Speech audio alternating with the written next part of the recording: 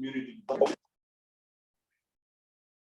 And for the audience who's here, I'd just like to thank you on behalf of Arkansas Land Community Development for coming up and showing in person, and also the presenters who are here in person. United States Department of Agriculture and Natural Resource Conservationist Service, their district conservationist is here. And that's the thing up there, that's the camera, we got the camera focused this way. And thank you so much for coming. And then, Mike, would you just show the audience who we have here? Mike is going to just pan the camera around to let the outside audience see what we have here. And we're about to get started with the program. We have a series of 3 workshops. We will be from 3 to 5. We ask you to hold your questions on regarding the desire until we get around the session with Dr. Calvin King and the question and answering session. First, we would like to start off. We'd like to have a word of prayer from one of the Mount Shallow members. Would you please come? Good afternoon. Let me bow our heads in word of prayer. Dear Heavenly Father, we come to you this evening, thanking you for the opportunity to meet, greet, and meet our distant brothers and sisters from all walks of life. Thank you, dear Heavenly Father, for this gathering. Hope everything, and I know it will, putting you first. We will be very confident to this, dear Heavenly Father, and then after this is over with, we get in our vehicles and travel back to our destination. We ask your guidance, keeping us safe on the highways and byways. After we get home, find everything decent and order. Dear Heavenly Father, again, we thank you for this gathering. We know that you're in the midst of it. In the name of Jesus, I pray. Amen. Thank you so much for your prayer. The leader of this church, Reverend Anderson, had a slight emergency. He was here previously. He had to leave. I don't know if he'll be back, but one of his individuals that he's been working with, we have the opportunity to have the mayor of Camden here. We would like for him to come up and say a couple of words on Reverend Anderson's behalf in the city of Camden. At this time, we have the mayor of Camden, Arkansas. Thank you, sir. Got to speak in that mic, and then you go. Very bold move. I did not know I was coming up to speak. However, I am very honored to have an opportunity to speak in the stead of the pastor of this very, very fine church, Dr. Anderson. We welcome you to the city of Camden, and we're very grateful for all this wonderful group who has brought you here to help us to be able to kick this ball further down the field. We have a wonderful community. We're excited about the opportunities and all of the monies that are available right now, all the money that's moving around. This is a great opportunity for us to cross-pollinate and to draw our ideas together to make this not only good for us, but to make it better for those who are coming behind us. So I want to say thank you to each of you who traveled here, and particularly those who will be presenting on today. So thank you for this opportunity. I wish I had been prepared. Oh, you did it. Excellent. That was an excellent job. Yes, sir. My name is James Manning. I need you to come up here where they can't. We're not here. I need you to come up here. All right.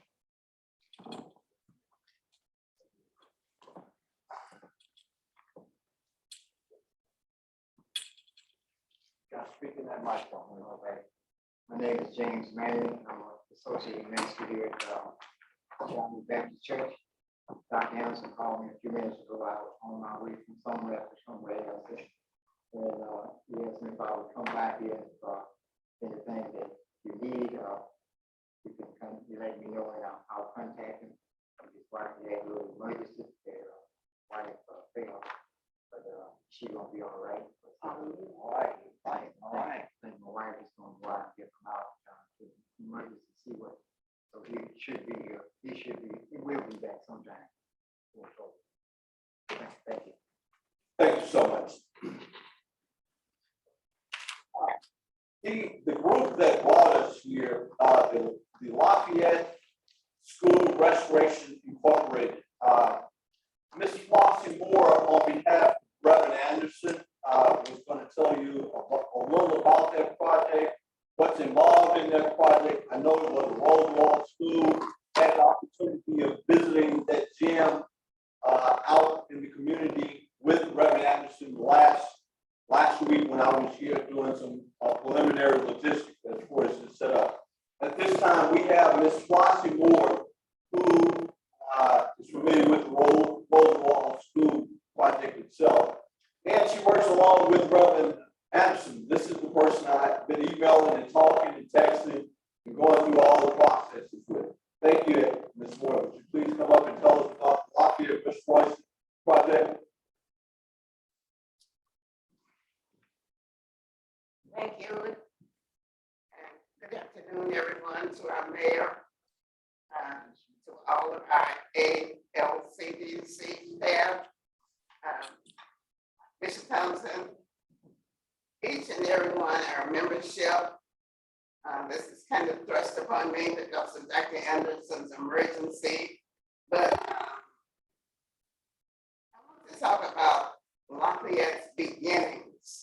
1929 closed its doors in 1969, and since then we have had in our mind to leave something on that property to say, yes, we had a school. We're here. So at some point in time, back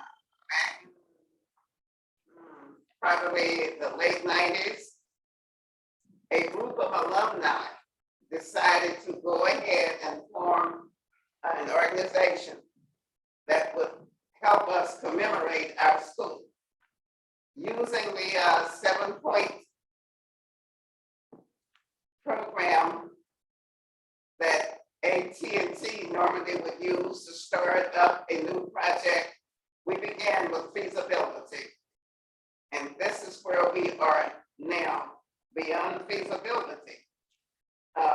Our mission statement, the mission of Lafayette School Restoration Incorporated is to preserve the cultural, educational, and economic growth, current and present within the community by providing a facility where all may be participating.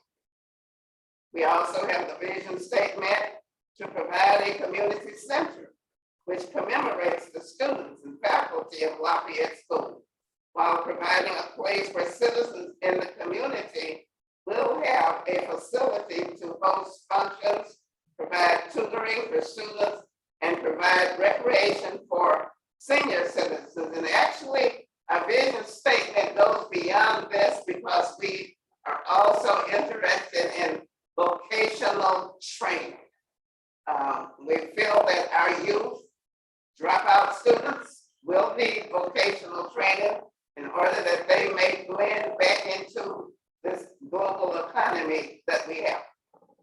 Our objectives is to develop a mentoring program and to provide senior citizens with wholesome outlets, involve families and youth in designing and planning and implementation of activities geared toward educational, health, and economics. And when we say health and economics, we're talking about subject matter experts who come in and train on health habits, economics within the household, not necessarily Wall Street, but within your household, within your community. We are on the Arkansas Register. As I said earlier, Reverend H. Earl Anderson is the president. I work with him. Bishop Thompson is seated in the back. He is the co-president, and we're so happy to have him here. He should have came in earlier. Okay, we have quite a lot to offer with Lafayette. Lafayette. We would like the community at large to understand that this is not just a little program. It is something that should go on and on for generations to come. And we have come a long way in trying to make this come into fruition. And we suggest that you call us, let us know what you're thinking about Lafayette, help us in any way that you can. I thank you. Thank you so much, Ms. Anderson. Thank you so much, Ms. Anderson. Does everyone have a program booklet? At the end of the program, would you please go to the evaluation part and fill that out for us? Let us know how we're doing, and just tear it out the book, and you can keep the booklet. Again, without any further ado, I'd just like to thank everyone who joined us here live. The facilitator for this program is going to be my boss.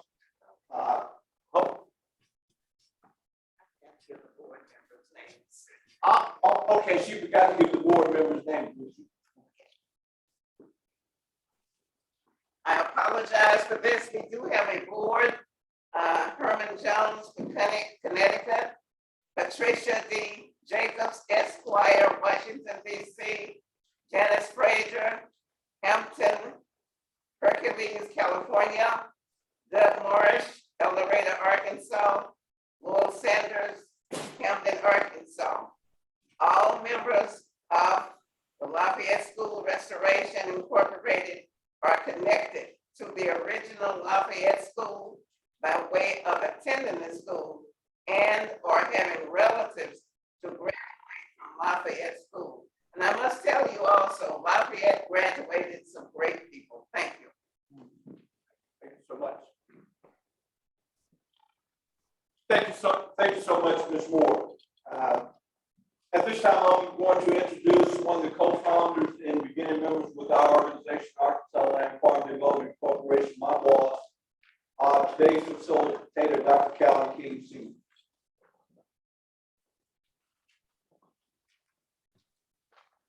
So good afternoon, everyone. Let me first express my appreciation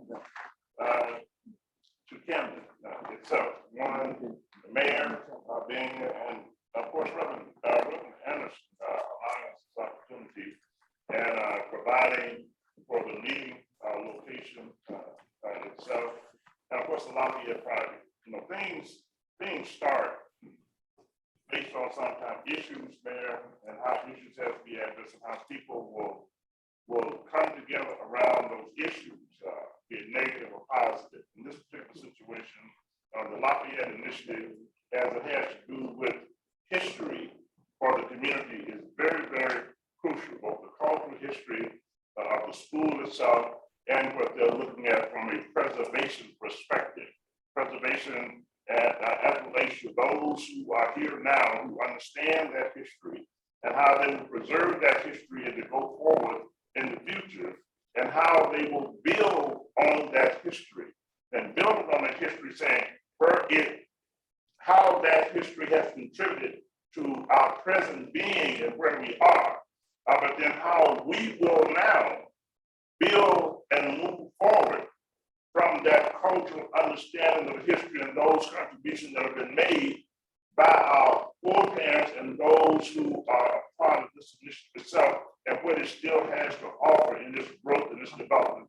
So I think that, let me commend you for that and understanding what that represents. My understanding the site itself is roughly, it's a facility itself, and roughly some 10 acres of land. And now we had a very brief conversation about housing development. When you look at that from a campus perspective, then that could be some potential, even just from that perspective. 10 acres in an area can be significant. That's one. But my purpose of being here now is to give an overview of Arkansas Land and Community Development Corporation, program agenda, and Arkansas Land and Community Development Corporation.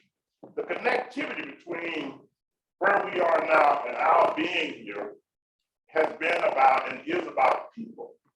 It is about people. It is about One gentleman who served on our board and represented your region for the organization, did represent the region, a former board member, and he served as chairman on the board of directors for Arkansas Land and Farm Development Corporation. Somebody, we need to do a sound check. Barbara Urban just said she could not hear you clearly. Would you just ask everyone in the audience, can they hear you clearly to where we can get some response? Can y'all hear me? I'm talking about in the virtual audience. Yvette Browning, the virtual audience, ask Yvette Browning if she can hear me. Ms. Browning, can you hear me? There's a lot of static coming off the mic. Maybe because somebody has their phone line up here by the mic. What about now? Is that better? I can hear you Keep talking. clearly. Good. Okay. Yeah, I can hear you very clearly. I'm in Atlanta. I can hear you very clear. Okay. You have to be careful where you have certain other electronics around electronics, in particular when they turn on. I apologize for that. Let's see, sometimes there are things that it may be a project that creates a connectivity, bring people, our community together, our organization together, be it in the local area or across the state. In this case, it has been about people and the connectivity of people to that cultural history of the Lafayette School itself. Reverend W.T. Sims, myself, the former board member, chairman of our board, represent this region. I represented this region. You now have other representation for this region. But in doing so, he is a very active member of this organization, continues to be, and very supportive of this region and making sure what we do as an organization, that our work also is very visible in the region that we are working in as far as the Southwest region is concerned. Arkansas Land and Farm Development Corporation was founded back in 1980. And it came into existence to address the issue of land loss and family farm decline as far as African Americans are concerned. Like you said, the Lafayette School, potentially that school, the cultural history of what that represents. Since the creation of Arkansas Land and Farm Development Corporation, we now have Arkansas Land and Community Development Corporation. In my conversation with the mayor, I said, we not only deal with community development from an agricultural perspective, but we also have been engaged and involved in community development from a housing perspective with Arkansas Land and Farm Development Corporation in particular. And Arkansas Land and Farm Development Corporation is the organization parent to Arkansas Land and Community Development Corporation, but it is the asset holding company for what we do now, both in housing and the site where our operation is located. Like Lafayette, the site where we're located, nearly 300 acres of land, and a site facility that was once a school. Like Lafayette, it was once a school called the Fargo Agricultural Training School. And it was founded back in 1919 by Dr. Floyd Brown. Dr. Floyd Brown was a graduate of Tuskegee Institute. That's where he attended school, continued education. He was a student of Booker T. Washington. So see how history itself and some of the things based on what the heritage itself represents, where people find themselves, and then have the importance of having an understanding of that cultural history and the connectivity to our past. Dr. Brown's brother-in-law, Mr. E.C. Burnett, was my agriculture teacher, vocational ag teacher in high school. I did not have any idea that Mr. E.C. Burnett was the brother-in-law of Dr.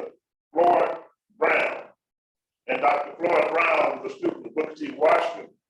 Although, again, from that point of connectivity forward to the education that I was getting from Mr. E.C. Burnett that was connected back to Floyd Brown, who found the school site, and Mr. E.C. Burnett, who was his brother-in-law, who also finished the Fargo Agricultural Training School, still connected from second and third generation when you start looking where I am right now, Booker T. Washington coming forward. Okay, so understanding the heritage and the cultural aspect of both site, location, and people are very, very, very important. I made that connectivity after we found ourselves in a position as an organization in the early 80s, and where the board of directors, Dr. S.J. Parker and others, said, well, we are about Arkansas Land and Farm Development Corporation land retention.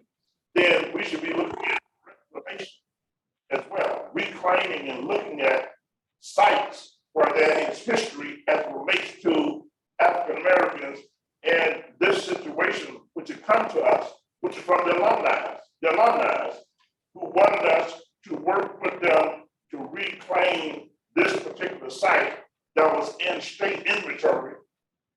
The state of Arkansas was inventory because when the school closed in roughly 1949, it then was transitioned into the Fargo Agricultural Training School for girls, African American girls, sort of what you would call an alternative school now, and basically focusing on, here we are again, vocational training for African American girls continue to be a part of the education system. After that school closed, then you know how it goes either to public school district inventory or to state itself inventory, and that's where that site was. And we were able to acquire the site, purchase it from the state of Arkansas, and to reclaim it, and to establish our office operation for Arkansas Land and Farm Development Corporation and Arkansas Land and Community Development Corporation, where we're present located. Our program areas, both in the ag division and ag economic development, we have a housing economic development division. On the ALCDC side, is on the advocacy side. On Arkansas Land and Farm Development Corporation side, it's the development side. So it acts as a developer, is a developer. We are, as an organization today, we are among the largest as far as a developer and holder of real estate. Mayor, so you know, it can be done from the housing development perspective. Now, what's very, very fantastic about it, and what we say here, we say One USDA. One USDA, because within the context of our being here today, this is about One USDA and what all it represents, of course, opportunities are concerned for Camden and for the community itself. Overall, not just Camden, the entire county. USDA, Natural Resource Conservation Services, with Farm Service Agency, and they're going to connect the dots as we go through this process, and USDA Rural Development. Now, the man informed me that Camden is in a opportunity zone. Two opportunity zones. Now, two opportunity zones, that legislation was passed in the tax under the previous administration.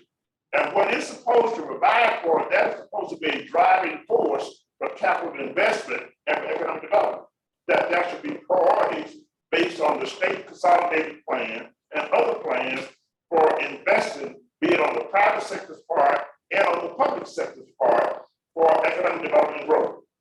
So I mean, it has an opportunity zone, and look at opportunity zones, then we are proposing and want to move forward and need the type of investments from a resource perspective to enhance economic growth for our area, because you are an opportunity zone, and having two opportunity zones means a lot. It means a lot, both for state as well as federal financing when you start to talk about priorities for investment. The other thing you have is what you call prosperity communities. Now, prosperity communities come down to USDA. USDA has focused on prosperity communities. That means with all One USDA, how do you have, and you said we are a prosperity community with opportunity zones, with an opportunity zone, and how do we maximize the utilization of the resources that's available through USDA, both in leveraging other resources, be it from the state, federal, or private sector side, to achieve our goals toward economic growth and development. Be it for industry expansion, be it for infrastructure, be it for streets, roads, water, sewer system, conservation programs, and how that matches up, and it matches up a lot, very, very broadly, based on where opportunities exist now.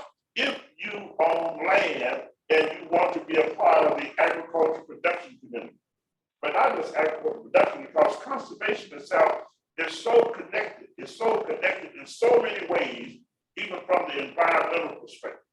Now, when you talk about conservation now, you hear them talk about, okay, we're talking about conservation from an environmental perspective.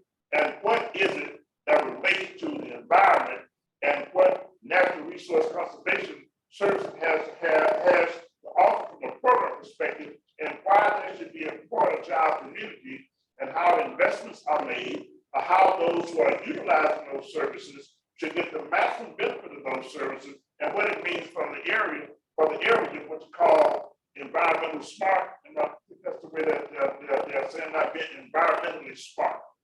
So we are an environmentally smart community that happens to be an opportunity zone to want to look at prosperity and economic development from a USDA perspective, from a conservation environmentally smart perspective. And there are hundreds of programs that apply from that standpoint.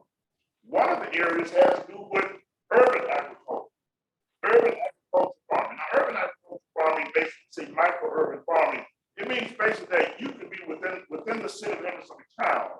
And an individual mayor that wants to be self-employed and be a part of supplying local, being a part of local food supply, be within the school district, local farmers market, whichever, that an individual can have an acre or half an acre of land, and they can get a farm number.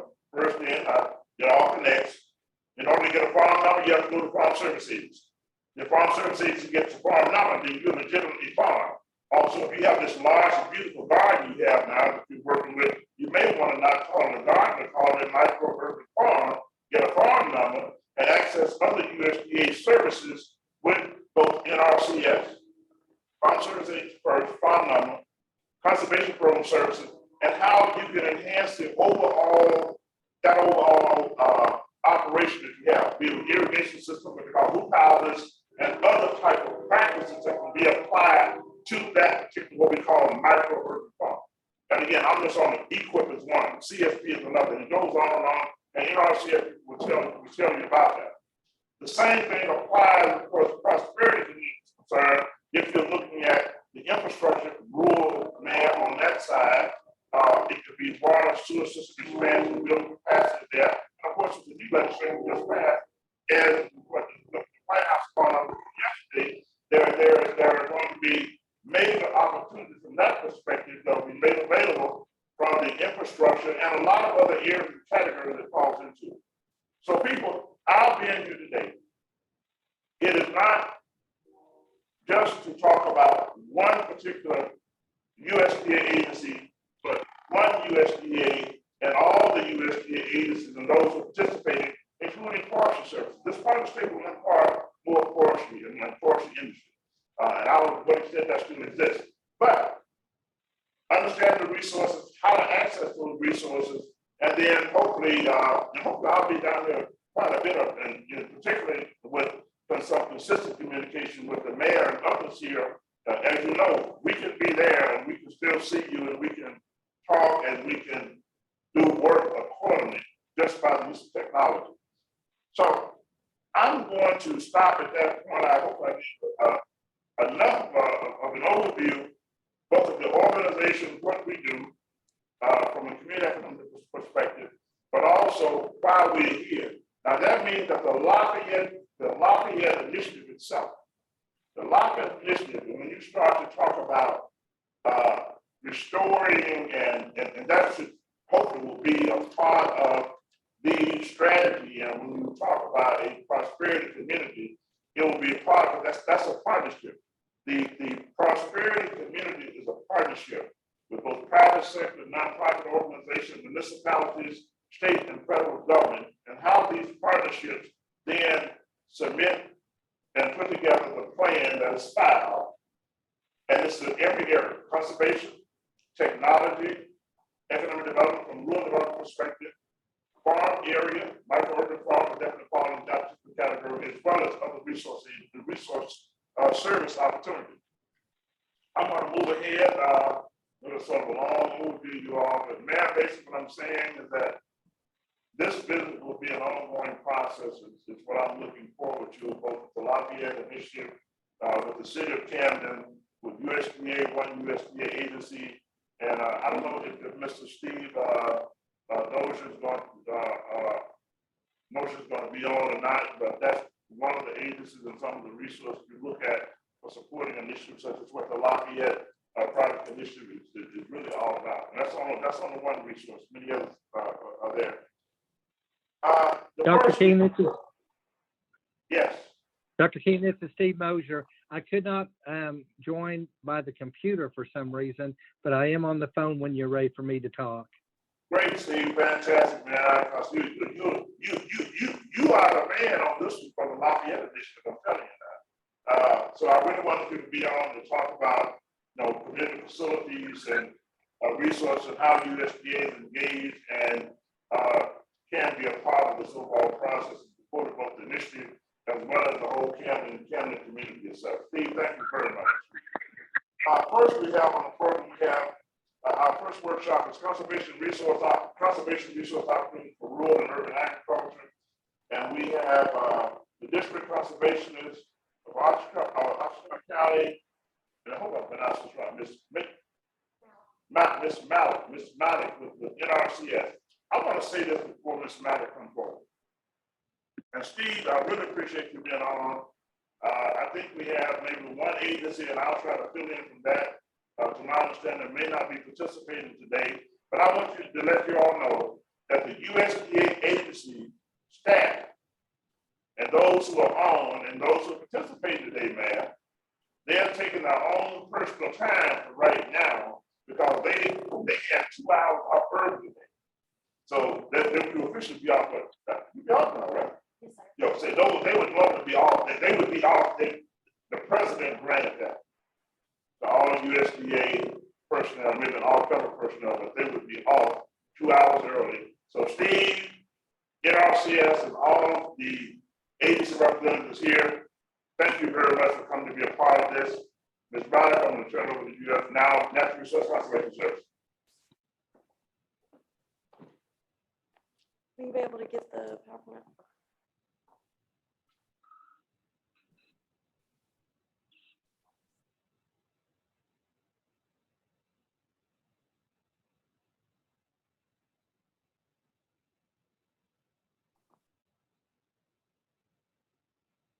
Dr. King, who's going to speak now? Can you hear me? Yes. NRCS is speaking now, Steve. I'm sorry, you broke up a little bit. What'd you say? It's Caitlin Malik with NRCS speaking. Okay. I'm Caitlin Malik. I'm the district conservationist for Washita and Union counties. You can go ahead to the next slide. Right now, we've been utilizing a really good program. It's actually through UAPB as well. They're helping us with it. It's Keep It in the Family. We've been able to utilize it a lot in Union County and Washita County since I've been here. Right now, we are having to sign up for our environmental quality incentives program.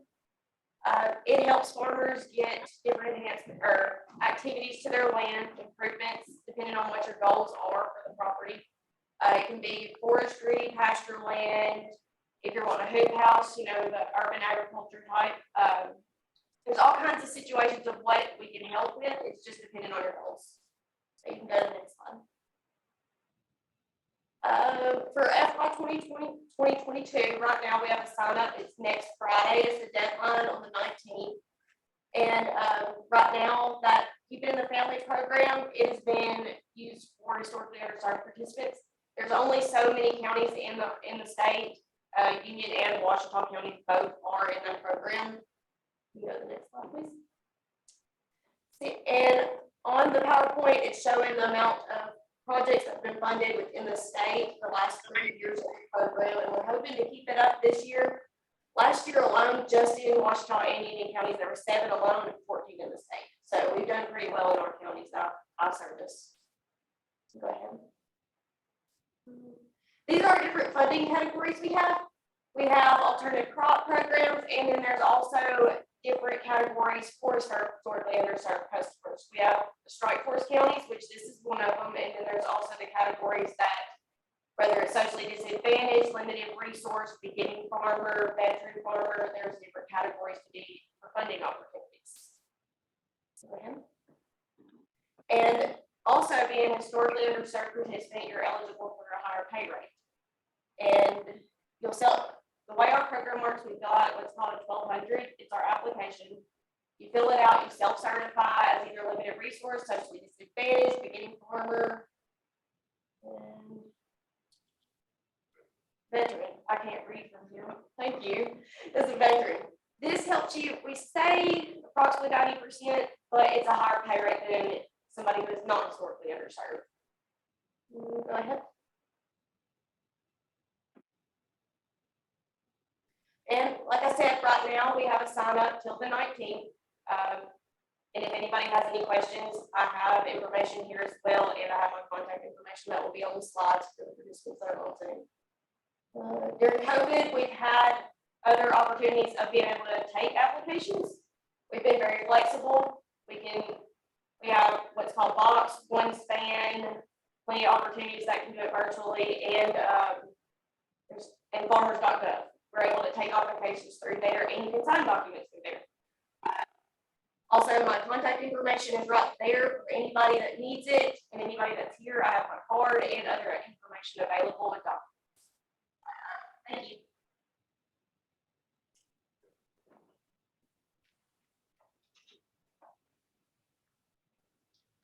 Good, thank you, RCS, for that presentation.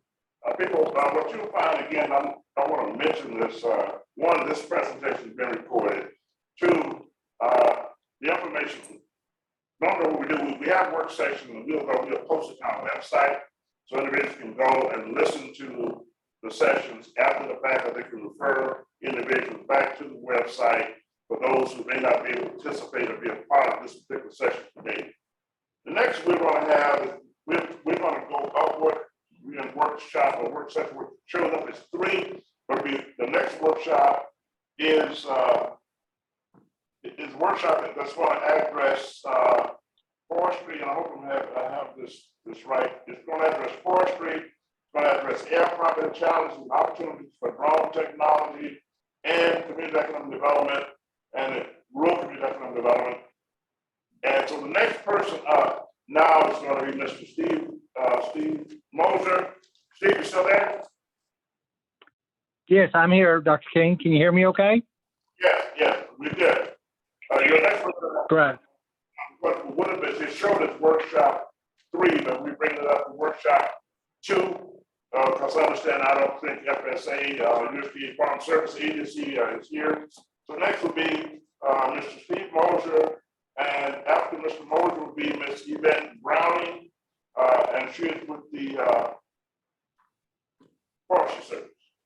Right. Arkansas Department of Agriculture. Well, she's with the Arkansas Department of Agriculture. I think she's working more from the forestry and on the forestry side. She's also one of our board members, and she has strictly, it's a keep it in the family.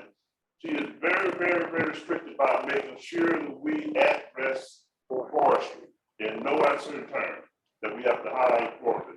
And we are very familiar with keeping it in the family. We worked with that project for a period of time with the University of Arkansas, even in the planning process.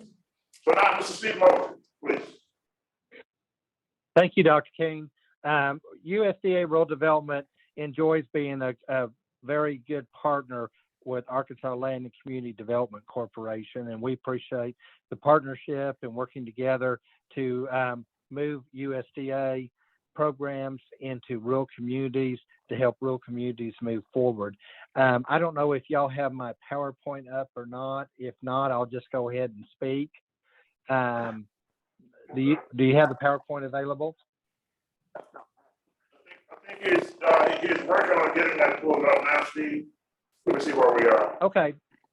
I'll go ahead and start speaking, and then you can catch up with me if you can. But I apologize. For some reason, technology sometimes throws us a loop, and we think that we got everything figured out, and then you get ready to do a presentation and you can't get on the system. So I apologize for that. But hopefully I can provide the information that you need.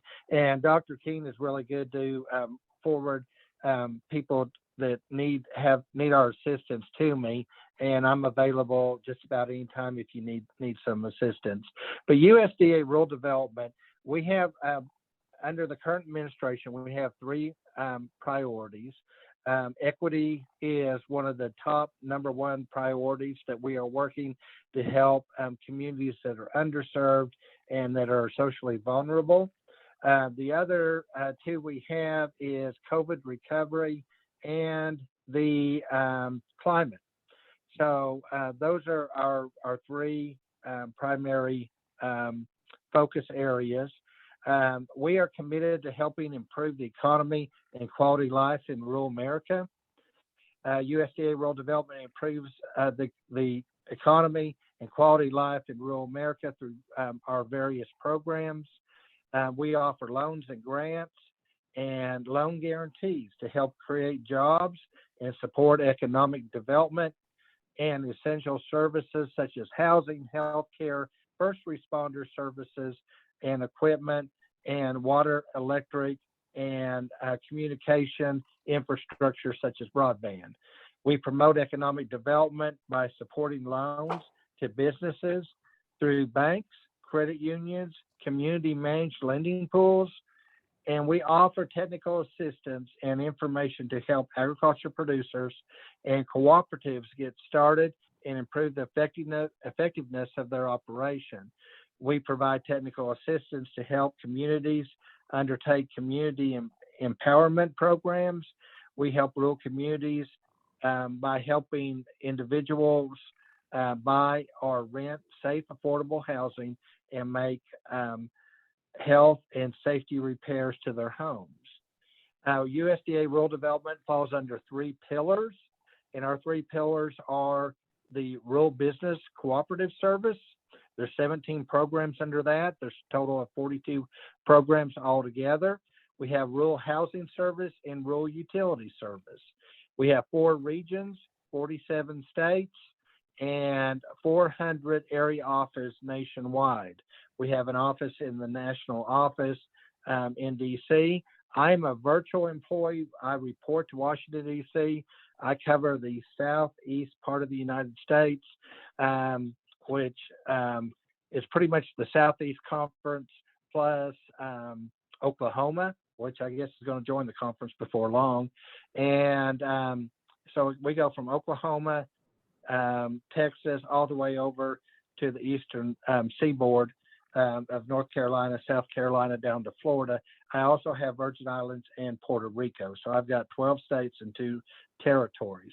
Under our 3 pillars, we have the Rural Housing Program. We have a program called the 502 Loan Program, and that's a subsidized interest rate program to help individuals buy single-family housing homes. We have a self-help housing program in which utilizes our 502 self-help housing program, loan program, but the individuals actually help build the homes.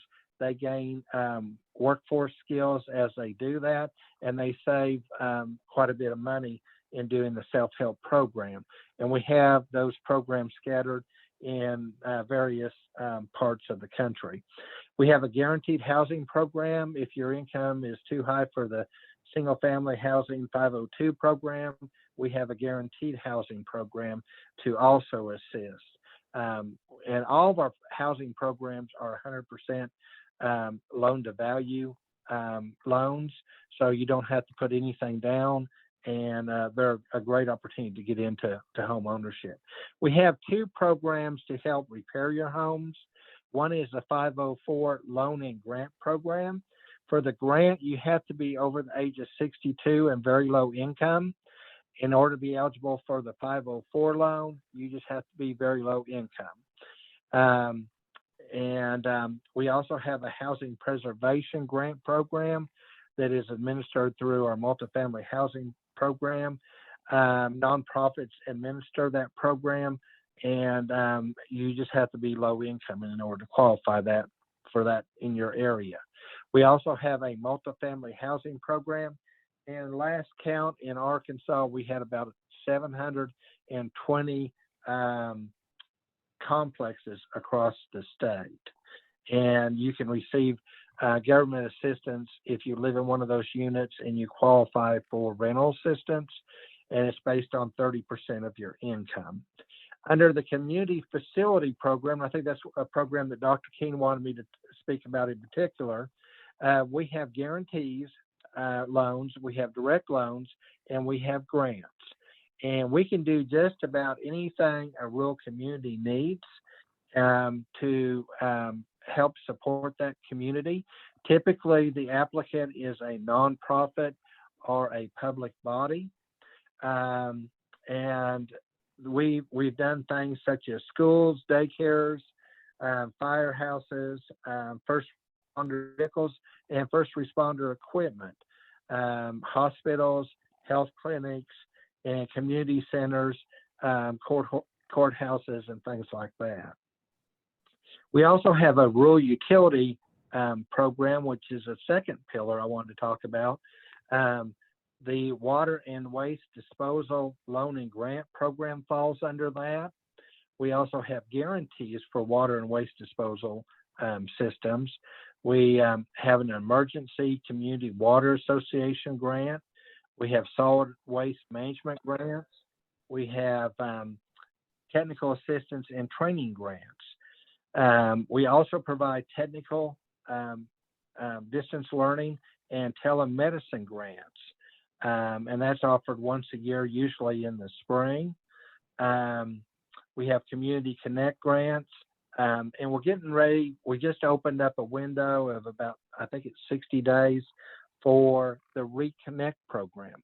And that's where providers can apply to provide broadband service to areas that are in desperate need of broadband that do not have, I think the classification is 3 up and 25 down. So a lot of cooperatives and telephone co-ops, electric co-ops apply for those grant programs to provide broadband service to rural communities. We also have electric programs under our rural utilities. We also have and the next pillar is our rural business program. We have business and industry guaranteed loans in which we can provide assistance to small businesses in rural communities of 50,000 population or less. We also have an intermediary lending program, and that's where we loan money at 1% to small nonprofits such as Forge, Arkansas Capital, and there's others out there I just can't think of right now. But they turn around and make small loans to individuals in rural communities for business. We have a rural business development grant that helps with technical assistance. We have a value-added grant program, and that program is also usually around January that is advertised on a NOFA, Notice of Funding. And that's where it helps agriculture producers capture more, consumer dollars by adding value to their agriculture commodity. We also have rural cooperative development grants, which help cooperatives in rural areas get developed. And we also have a renewable energy and efficiency program. And it can help with either energy conservation, or it can also help a business with renewable energy generation, such as solar power or ethanol or something like that. And we want to be your partner in prosperity.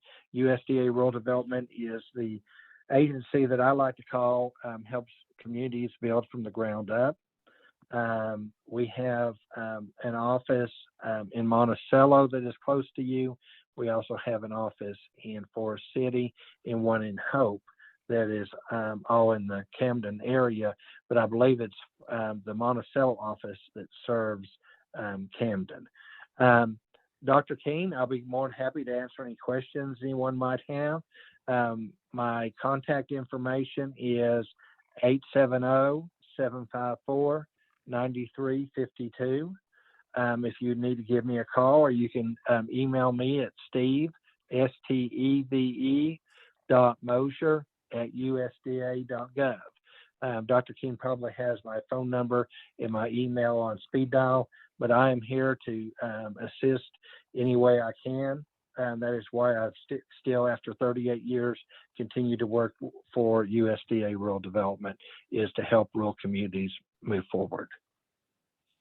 Do you have any questions, Dr. King? I want to come back to one, there may be some other questions at the end after this, but I want to make one point here. One was back to the Lafayette initiative, and the other you gave reference back to the prosperity community. I'm wanting to focus on that sort of from a holistic perspective, because I know that the prosperity community and how we move forward, from here, both with the city itself and, both inside and outside the city.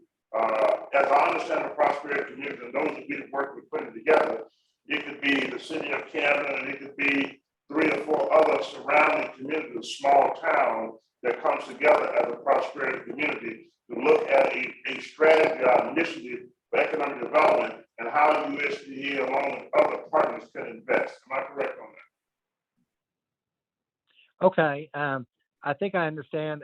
You're breaking up a little bit, but I think I understood the gist of what you were asking for. If a rural community or a group of rural communities want to develop a strategic plan, there is a group in Arkansas where we work together.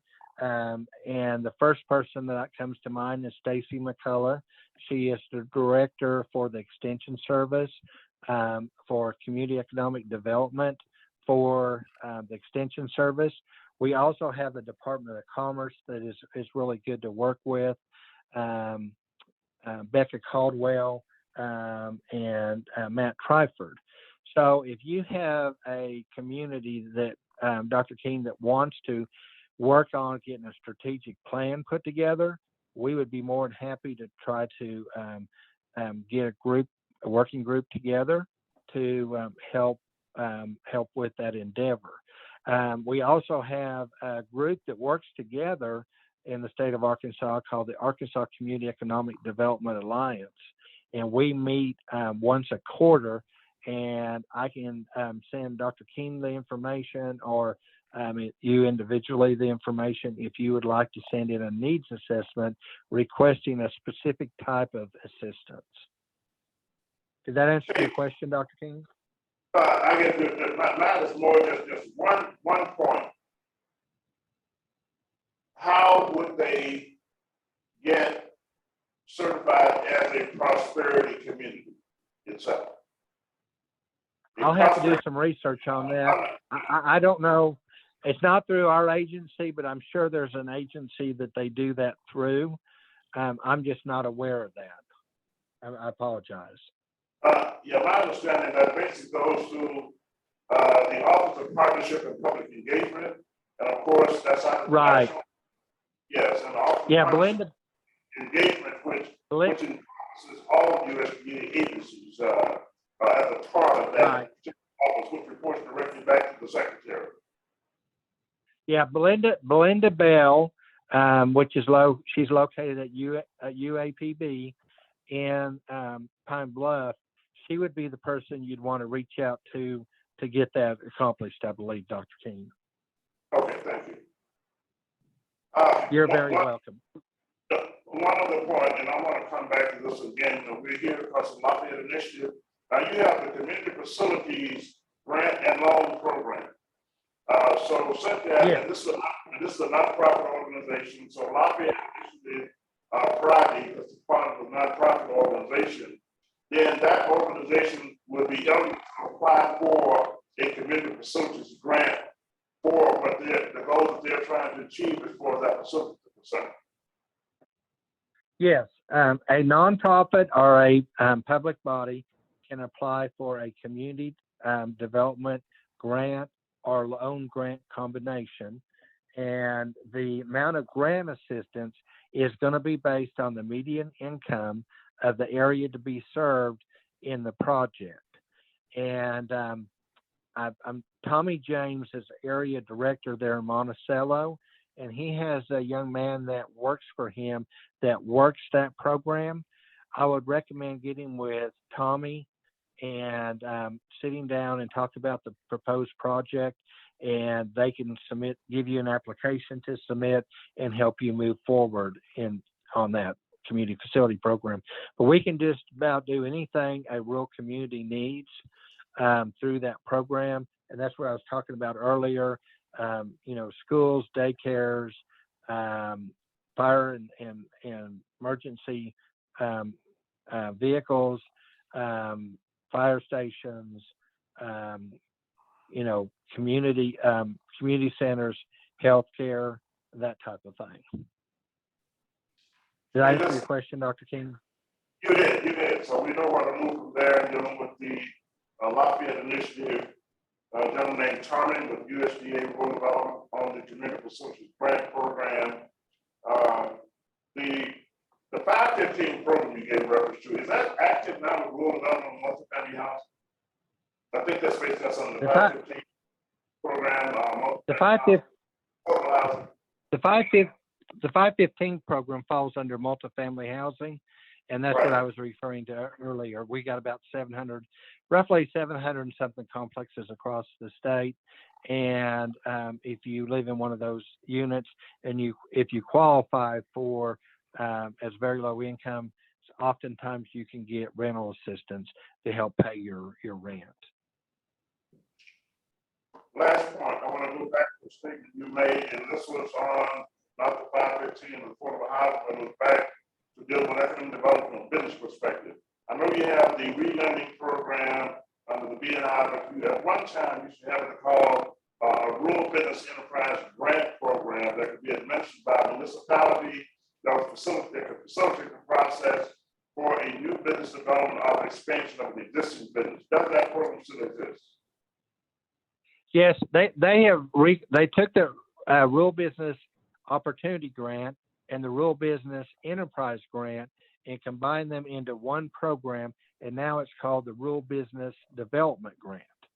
And there's a NOFA that comes out once a year on that.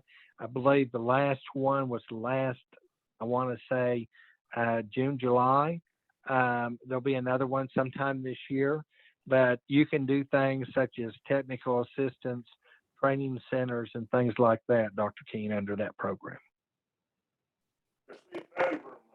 Next person we have, Ms. Yvette Browning. Ms. Browning, are you on?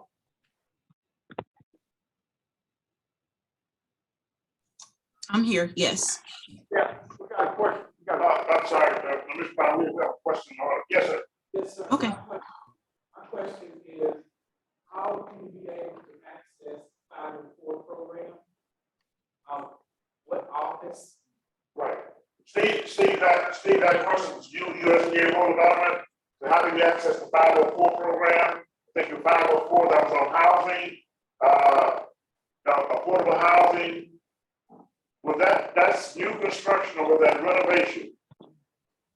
That's on renovation. Yeah. Both the loan and the grant side. They would apply. Tommy James in Monticello's area director, and that's who they would need to reach. I am looking his phone number up as we speak. I'm trying to get that number for you. Bear with me if you would, please.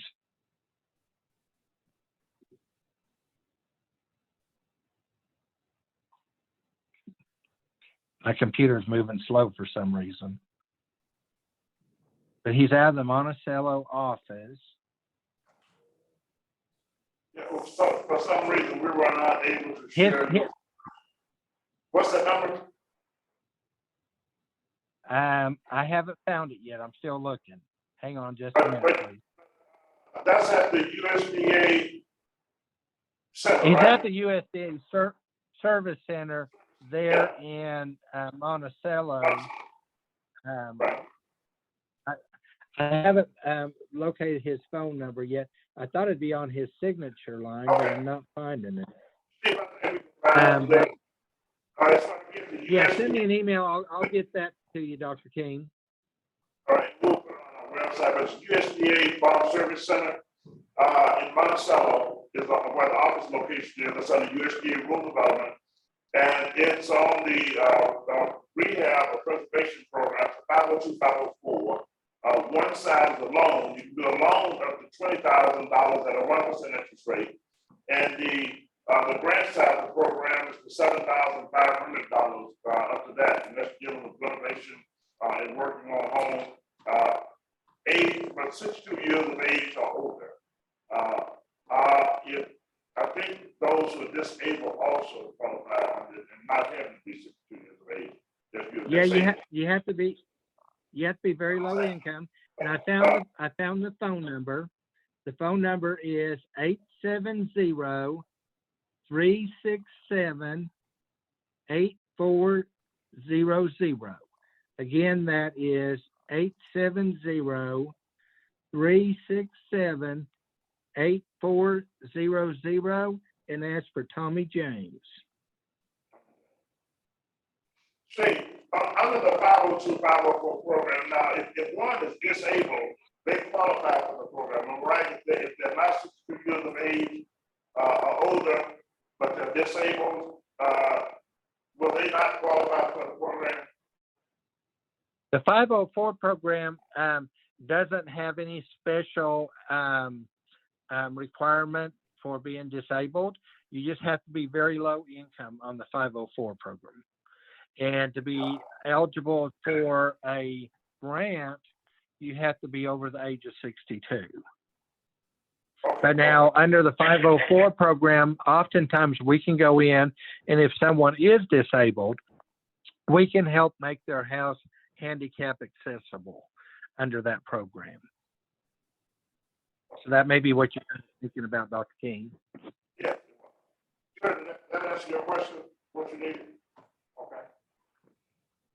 All right, again, we're now going to go to Ms. Brown with the Arkansas, State of Arkansas Department of Agriculture. Ms. Brown. Thank you. Yes, can you all hear me okay? Yes, we can hear you. Very good. Okay. Thank you for asking me to speak to the group today. I'm happy to be there virtually with you all. If you're wondering by my last name, if I'm from Camden, no, I'm not, but my husband is.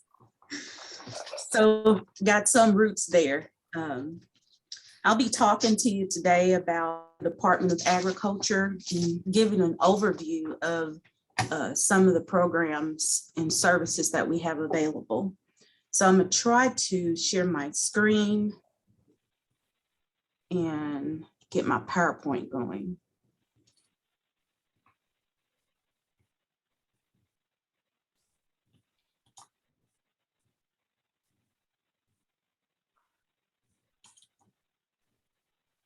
Okay, are you all able to see it? Yes, yes, we can. Okay. So the Agriculture Department is made up of 4 main divisions, and you all may be familiar with it. However, some of the names have changed, still the same agencies. You'll be familiar with the Arkansas Forestry Commission. It's now the Forestry Division. Livestock and Poultry Commission is now a division. Natural Resources is a division, and then you all may also be familiar with the State Plant Board. And so now that is called Plant Industries Division. So if you hear those names and see this logo, it's the same people providing the same services, just went on a little name change. Okay, so here are some of the board missions under the Department of Agriculture, and then committees and programs. Okay, so just to give you an overview of Livestock and Poultry Division, here's some of the things that are available under this division.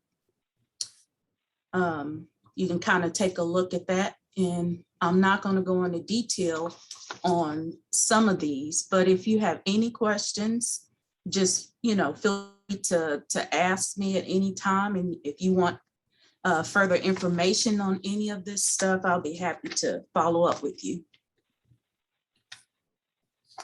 Okay, so the plant board or plant industries division, if you're interested in having bees on your land, as well as produce safety and the hemp program, industrial hemp, all of those things fall under the plant industries division. Okay, so one of the things I wanted to talk to you about, and I'm not sure if everyone was aware of the farm mediation program that is being administered through the Department of Agriculture. This is a resource that is available to you. And so this program here offers mediation between farmers and creditors. You have to have $20,000 or more in debt. This is something that creditors are supposed to offer before any type of litigation is put into place. The purpose is to try to resolve the dispute mutually.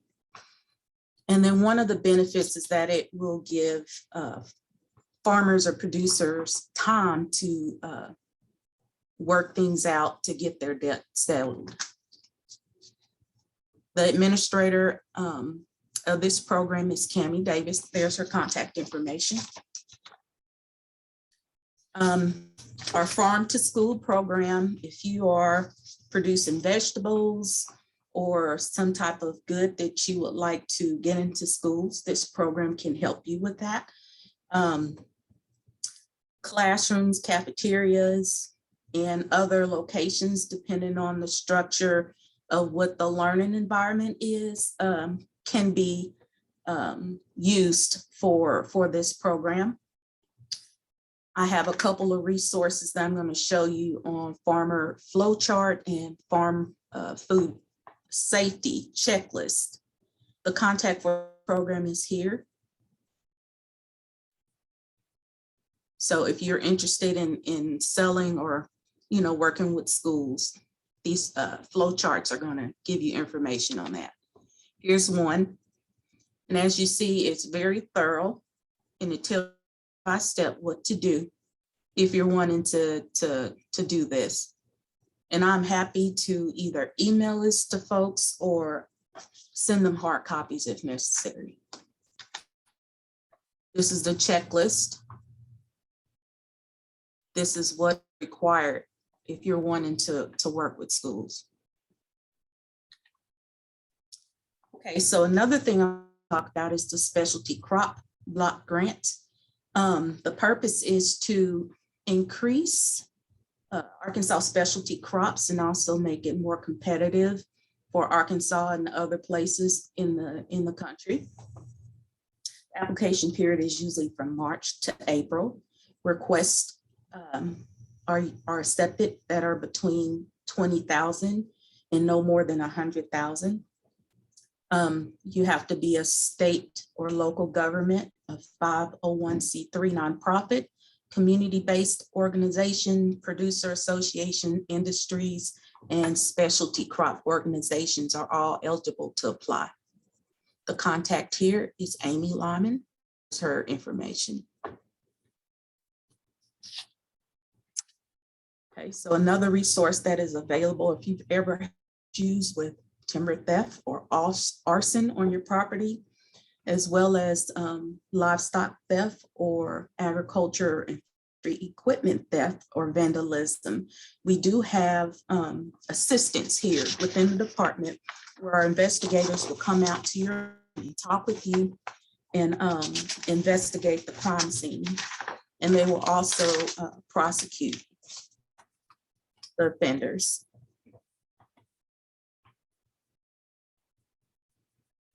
One thing to remember is if something like that happens, always contact your local authorities or either dial 911. Okay, now I'm getting into the forestry division. So some of the resources under forestry, Wildfire Assistance, and you may think to yourself, well, that doesn't have anything to do with me. But if you think about it, if a wildfire break out, it does have something to do with you because your property would be threatened. And if you have trees or any type of produce or something like that growing, is at risk of being destroyed. And so there's a lot of programs under Wildfire Assistance. I cannot talk about all of them today, but I did want to point out something that is available through fire departments. And many of us depend on these fire departments, but I don't know if you all are aware that the better equipped these fire departments are, the lower your insurance rates are. So that's a benefit. And the Forestry Division helps to equip these rural fire departments with training, equipment, as well as interest-free loans. Okay, so on the land management side, services that are provided through the Forestry Division is land examinations, where they go out to your land and look at what you have, talk to you about further steps needed to meet your goals, whatever you're wanting to do, be it grow trees, or if you're wanting to have wildlife on your land, or just whatever your goals are. And if you're not sure what your goals are, that's something they can help you with too. They can talk to you about some of your options. And they can also talk to you about some of the cost share programs that are available to landowners that'll help pay for some of the practices. Management plans or stewardship plans, conservation practice plans, those are all available and they're no cost to the landowner.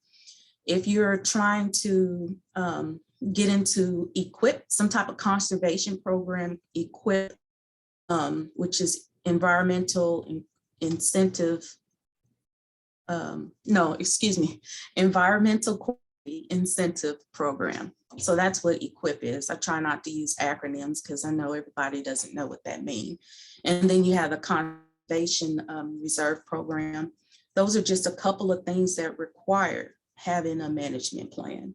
So you heard from NRCS, and she kind of talked about keeping in the family and some of the programs that were available under equip. So if you were interested in what she was talking about, have a plan first.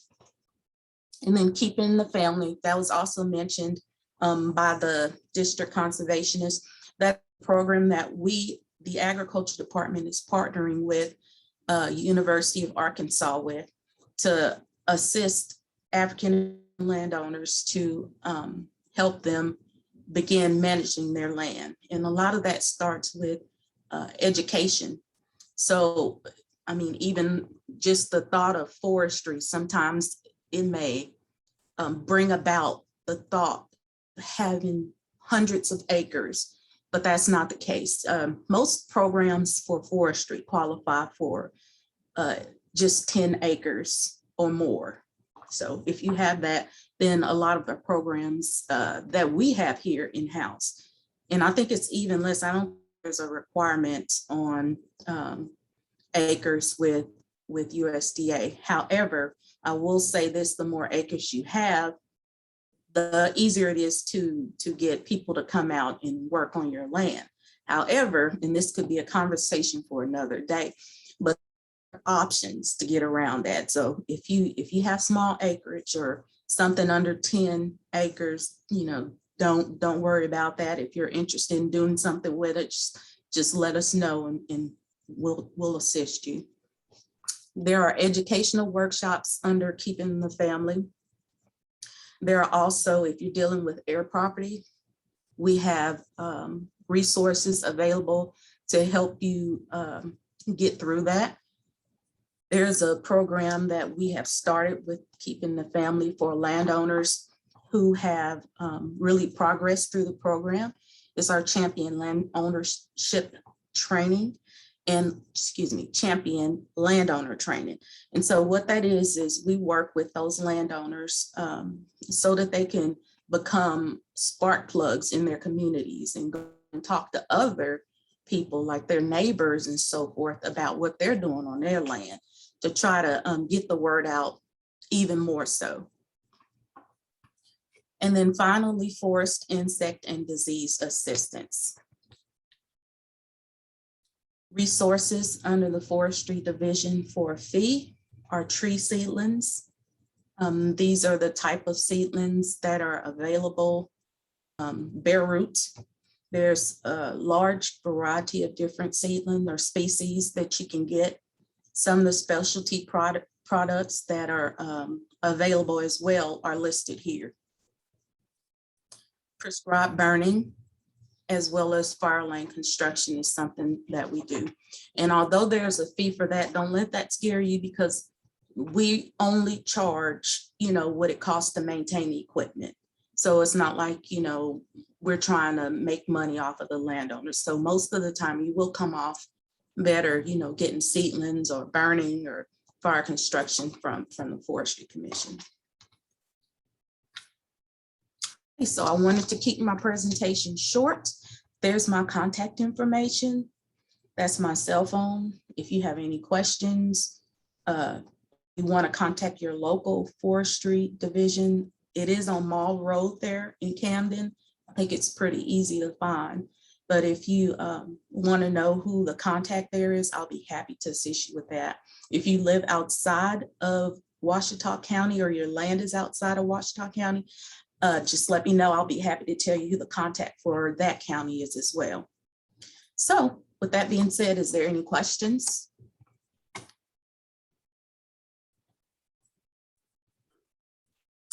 Okay. So I'll stop sharing and turn it back over to you all. Thank you. Thank you very much, Ms. Brown. Ms. Brown, I want, and this is more of a, I guess, a statement and a question also to you. On the school, on the farm to school program, you say the State Department of Agriculture will work with schools or with the farmer to become a supplier to a school district, say for vegetable crops? Yeah. Okay, so that's two different things. Specialty crop is different. And then farm to school, that's for producers that are wanting to get their produce into schools, for them to either serve in the cafeteria, or if they do some type of special project or something in a classroom, or something out, in some other type of environment. But yes, that's something that's handled through the Department of Agriculture. And like I said, I've got those resource sheets, those fact sheets that give step-by-step instructions, on how to go about doing that. All right, we'll definitely get that information so we can, one, get it up on our website. The other is to work back to the local community. We talk about mission and vision from the organization perspective, and working both with school and with children. As I understand the Lafayette initiative, from an economic development perspective, something that might be something that the organization may be interested in, facilitating the process for those who want to supply school districts, one, and it is working with the school district, back with the organization, and the other is on the, you said it's the special crop block grant program. Now, Yes. Okay, and that can go to organizations. Now, the block grant program will allow, it provides for the organizations, those who are eligible to do what? Okay, so it allows you to produce crops that are considered specialty crops, and that includes fruits, vegetables, dried fruits, tree nuts, horticulture, and nursery crops. And so, they want to, I guess, get proposals in that will help Arkansas, become more competitive with other states in specialty crops. So that has to be one of the purposes. So those grants, either if an organization wants to do it, so you could apply, get the funding, and make grants available to farmers, those individuals who want to produce special. Are you asking about like if your agency could be like a pass-through Yeah, or, yeah. yeah, Yeah, I'm yeah. not sure about that, but I will write that down and check on it for you. Okay, but then the other part is that even in doing referrals and working with individuals, so individual farmers can apply and get grant dollars, a part of those black grant dollars for production purposes. Okay, so that's another thing. It's not supposed to benefit just one person. So it has to be a group or some type of formal association or agency or something. But it's not supposed to be just like one person, like one didn't apply for it. Now, if he was with a co-op or something, then yeah, the co-op, would be able to apply for this. So an organization could have a group of farmers apply for the grant and then work with those individuals to support them in producing those specialty crops. So, and not as an association, but as a consortium group, a collective group of individual organizations can do that. Correct. Okay. And Yeah. I'm one local communities, organization, and of course, Mayor also, if you want to get some of your, for this together. Ms. Brown, thank you very, very much for that presentation. Actually, next program on the agenda is myself, and that is going to be very short. Ms. Brown will cover some of it. We also have Farm Service Agency. I understand the FSA is not on this journal. Okay, Farm Service Agency is not here today. As I mentioned to you before, it's our understanding, President gave all USDA officials 2 hours off. They can get off early today, 2 hours. Again, really want to express our appreciation to NRCS, the State Department of Agriculture, and USDA Rural Development for deferring your 2 hours to a later date and taking that time frame to attempt to be a part of our agenda. Very quickly on Farm Service Agency. Farm Service Agency that I mentioned, if you want to become, you have a question? Yes, ma'am. Oh, okay. Very quickly, Farm Service Agency. Farm Service Agency has 2 different sides. It has a program side and it has a lending side.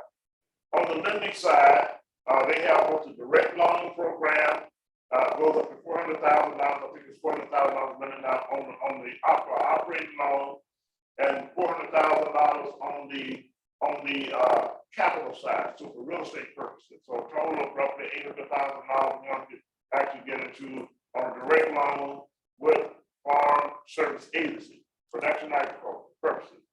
In addition to that, they have what we call a micro loan program.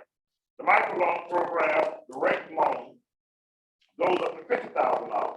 And some of them, we say micro urban farm, those type loans are more appropriate for individuals who may want to become a beginning farmer, if they're producing vegetables and want to be a micro urban farmer and utilize conservation program services.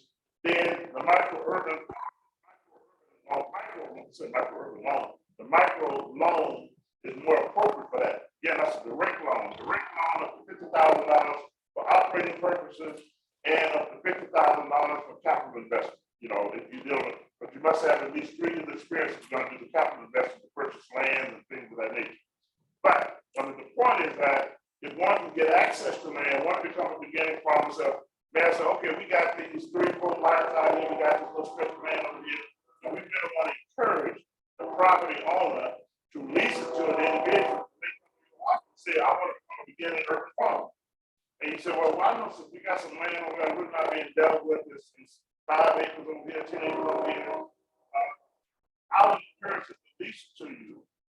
They provide you that opportunity to become a micro urban farmer. And here's how you can get your finances for operating purposes. Try to get an extended lease on it for at least minimum of 5 to 7 years, so that you can meet compliance requirements to get other services from NRCS. It may be for EQIP. And so for the EQIP program services, to put up hoop houses, put in an irrigation system to produce those vegetable crops and become a supplier to the school district. Again, it's about economic development, this is business enterprise, and it creates self-employment from a job perspective. But that's the micro urban loan, not micro urban loan, man. I'm micro urban farm, but micro loan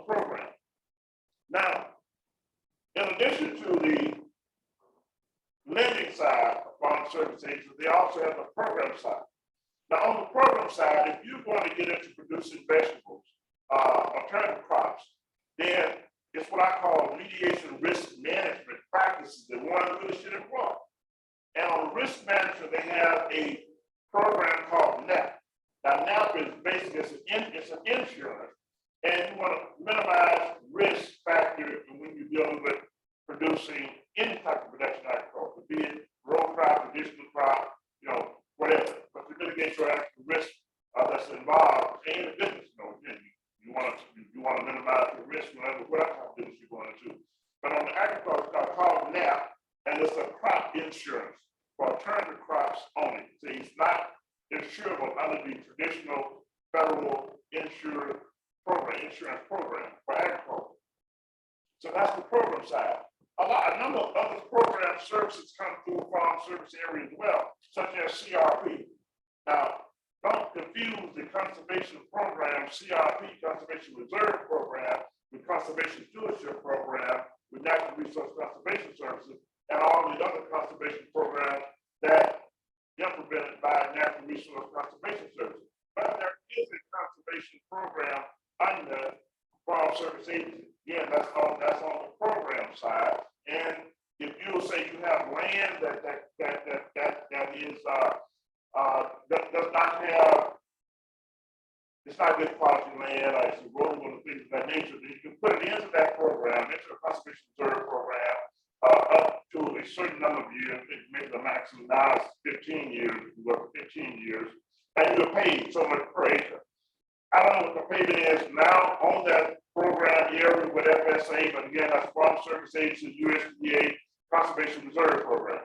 When it comes down to disaster situation or emergency, disaster, the disaster relief program will come under the FSA program side. So you have the FSA program side, and so how that program and how it's implemented, I won't get into all of that again. That's Farm Service Agency, USDA, Farm Service Agency.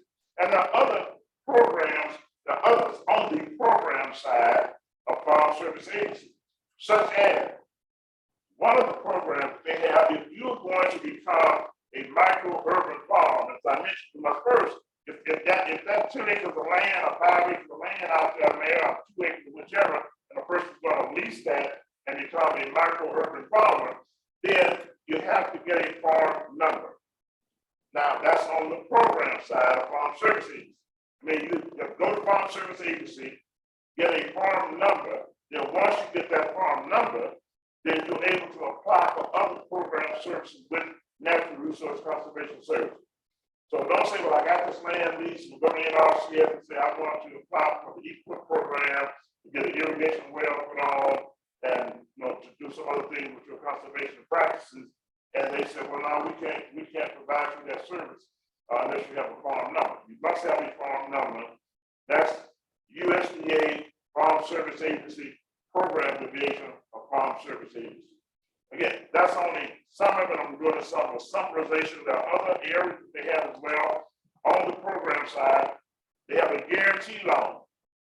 The guarantee loan program, I think, is roughly $1.8 billion now. And don't quote me on that necessarily, but again, put it up under the USDA Farm Service Center. The guarantee loan program means a direct lender, a bank. A bank will provide the loan, and the Farm Service Agency guarantees that loan up to 90%. Again, Farm Service Agency, USDA loan guarantee program, and those, if you're going to become a beginning farmer, or you're one that's already in the farm business enterprise, it may be about to transfer an operation from one generation to the next generation. But that's the guarantee loan program, Farm Service Agency. The lender makes the loan, Farm Service Agency guarantees that loan up to 90%. Two different type of loan programs, direct and guaranteed. I'm gonna stop it at that, from the FSA perspective, but I would encourage you to go to the USDA website, USDA Farm Service Agency, and it will give you all the different programs that they have available, both from the lending and financing side to the program service side. If you have any questions or follow up to this meeting, give us a call, 870-734-3005. I am myself, Mr. Jones, Michael Tucker, our farm advisor and technician here, we can work with you.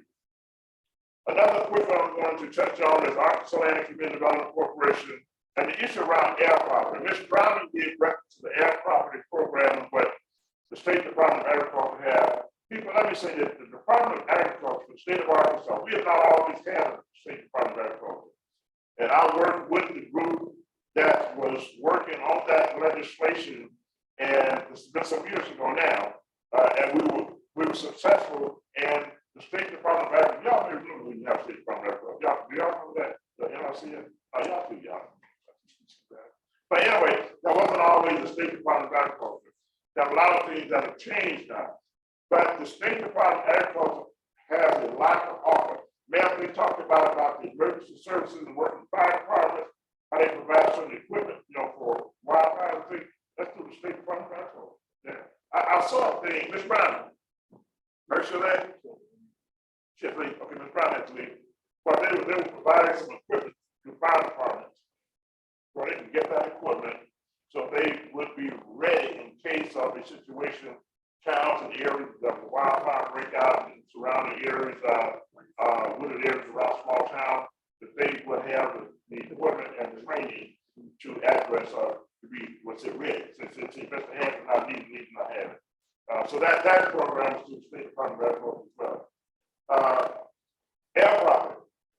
One quick point, and we'll follow back up with you in the questions you have, information on, and we forgot to bring our publication we have on air property.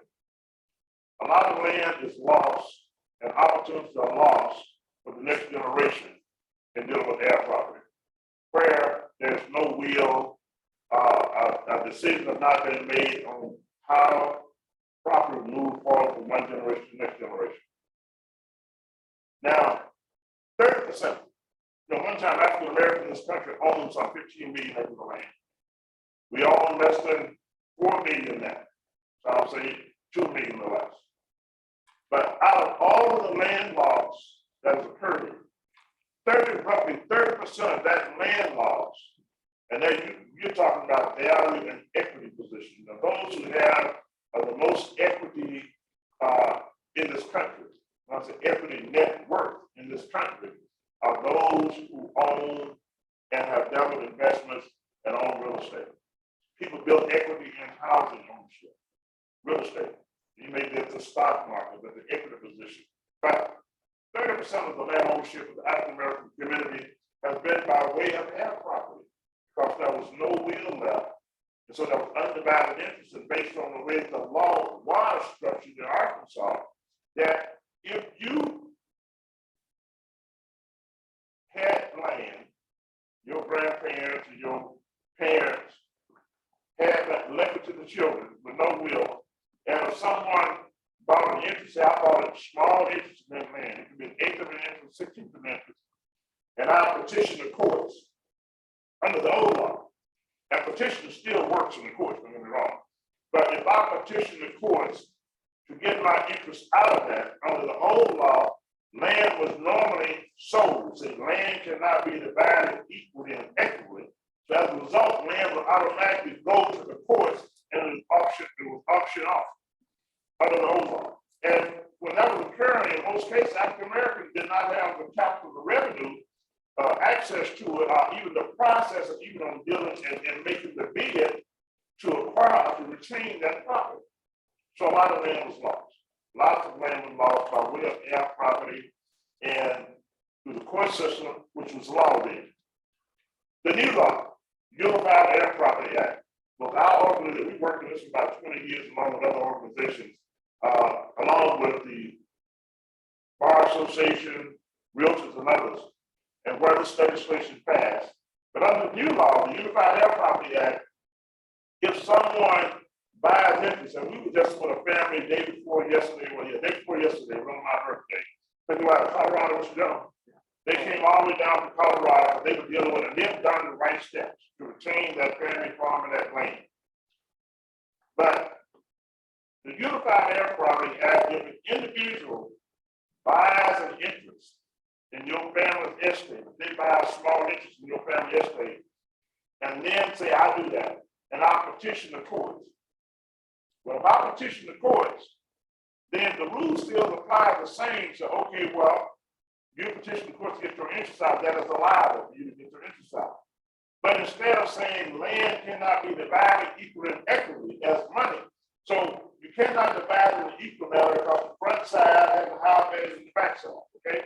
And some have woods and something else. So what happens now, they petition the courts, and then the judge will order and say, well, by way of you're wanting to get your interest out of the property, and you so petition the courts so order, you the first offer your interest to those other individuals, either as a group or an individual, to buy your interest out at the market value. That I mean the market value. And we've had some cases on this where if I'm not going to buy the interest out, don't think the land is worth that. This is all it's straight, it's legal. It has to be at a compatible market value of that property. So the appraisal is done. I have my lawyer saying we get an appraisal done on it, and that certified appraisal says it's worth $3,000 an acre. And I only own in this 300 acres, I own 2 acres. So I'm not going to give them no $6,000 for no 2 acres of land. But the court has ordered you, and so ordered based on petition, to offer you my interest at the appraised value. My lawyer sent you a letter saying that I will take $6,000 for your 2 acres of land based on order of the courts. And we are offering it to you. Now, if you don't accept that offer, if you don't accept my offer, and some people, if you don't understand it sometimes, they say, no, I'm not going to do this, not going to do it. And then they go back to the courts. It goes back to the court. Then you end up in a little bit different situation. Either he can say, well, we're going to order the property is sold at the market value, or I may request the will of the courts that I will buy your interest out at the market value, and I own 100% of the property.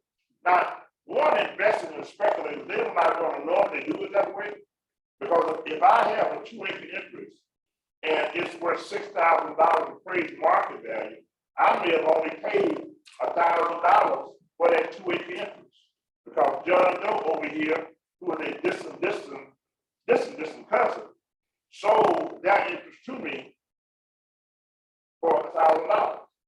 But then, so in my getting market value, I got a $5,000 capital gain, well, not capital gain, but just a profit line of $1,000 investment. That's only one example. New law, Unified Property Act versus the old law ordinance basically sale. That's all I'm going to say about that. We get involved in technology, so we have a drone project that we're involved in now. They may show the video as it goes at the end. I don't know if we're going to do that or not. That's how we use drones in agriculture, dealing with livestock production. But in this part of the country, drones can be very, very good in forestry. In just forestry management, understanding the wooded areas and getting a look at it and getting the pictures and going back looking at it. Even if you have a teenager that's really, really into drones, and you know y'all got some air property out there, know where it's located, then let them go out and fly the drones over your air property area and get a good picture of it and show everybody back on the computer at a family reunion. This is what our land looks like. It is being farmed now and what the whole homestead looks like. So there are a lot of things we use it for livestock purposes and managing livestock and the demonstration that we do now with drones, understanding the pasture area, fence line area, movement of the livestock, if anything that's happening, new calves been born, location, sometimes, when cows have a calf, it's in one location, kind of have them out in certain areas so you can locate and use them for that purpose too. So we've done some of those things from a technological perspective on the site. I'm going to stop at this point, people, if there are no questions, and I'm going to have the person who is responsible for us being here, and Tash, I'll tell you what, you really gave me a scare. I saw you upset when you were sort of leaving, but Reverend Anderson is back, and I'm going to ask him to close us out. Mayor, you all don't know, yes. We need to maybe give the number for the Monticello office of 367-8400. Yeah, Monticello Yeah, office. this is the Monticello office for the USDA Farm Service Center. No, So, yeah. Farm Service Center, USDA Farm Service Center. Mr. Steve Mosier that was on community facility grants and the other programs available to USDA, but not just USDA rural development. The USDA Farm Service Center, you could also find NRCS, Natural Resource Conservation Services, and Farm Service Agency. Who all know where the Farm Service Center is in Monticello? Raise your hand.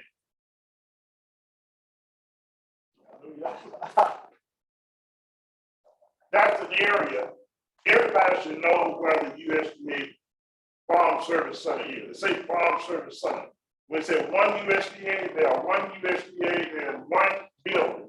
And that's why we go with one USDA and all of these resources through the Farm Service Center. But that phone number, 870-367-8400. Once you call that number, you'll get a prompt. And that prompt will tell you in the NRCS, Natural Resource Conservation Center, Conservation Districts, USDA Rural Development, USDA Farm Service Agency. Am I right? Yeah. We also have an office right down the road on Adams Street for Washita and Union counties. For For this county, it's right down the street at 151 Adams. what about all? No, sir, just FSA and NRCS. Okay. Correction. There's also an office in Camden for FSA and NRCS that's in Camden here. So you have a USDA Farm Service Center in Camden. Y'all big time over here. In Camden, where you have Natural Resource Conservation Service and Farm Service Agency. So if you're in this area and you want to get a farm number for some land to become a micro farm operator and to sign up for a conservation program, then that office is in the Camden area. What's that phone number? It's 870-390-3139. And it'll help you with the extensions. So, okay. That number is 870-390-3139. And that's the service center, USDA Service Center in Camden, Arkansas. Now you can get Natural Resource Conservation Services and USDA Farm Service Agency. That's all that I have, and I'm going to ask at this point if Reverend Anderson will close us out. And again, I want to express our sincere appreciation. Man, we'll be back. I want to stay in contact. You know, we may not be down here every time we want to talk, but I can do Zoom right from my office, and I'll send you a link. Same thing with the community here from Anderson. You know, we got to continue this conversation. We want to keep this going and move forward from here. Thank you very much. Thank you for your hospitality. Thank you for hosting us here in the local area. Thank the church community and all the residents for joining. Reverend Anderson.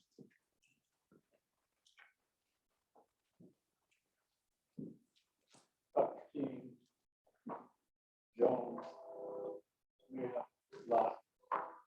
to all of you, I want to apologize for not being here. My wife went to the eye clinic to get her eyes checked for a prescription and failed and broke her finger and bruised her nose, and so I had to take her home.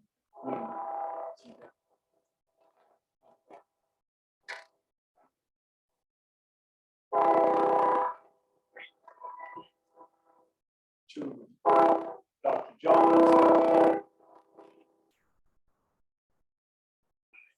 Said Dr. Jones first, but Dr. Jones. He does not talk it, but he knows that he has. Also, say go.